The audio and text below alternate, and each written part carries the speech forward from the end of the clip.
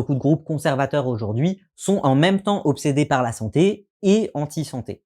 C'est notamment très visible aux États-Unis où les politiciens parlent énormément du fait que l'espérance de santé aux États-Unis est plus basse qu'ailleurs et qu'il y a donc une crise sanitaire à régler. Souvent, tout ça est aussi lié au discours sur l'obésité, présenté comme une épidémie, les paniques morales tous les 3 jours sur les choses qui donnent l'autisme et qu'il faut arrêter, etc.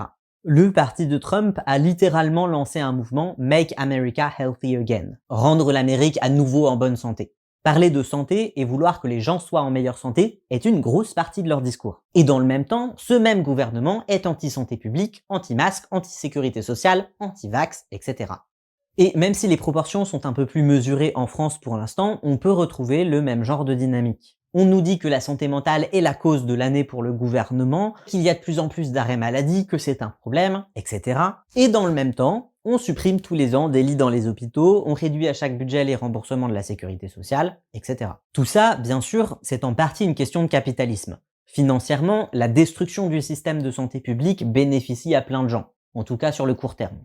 C'est aussi une stratégie totalitaire. Si les gens sont trop occupés à avoir 3 tafs pour pouvoir payer leur chimiothérapie et ne pas mourir, ils n'ont pas vraiment le temps de préparer la révolution.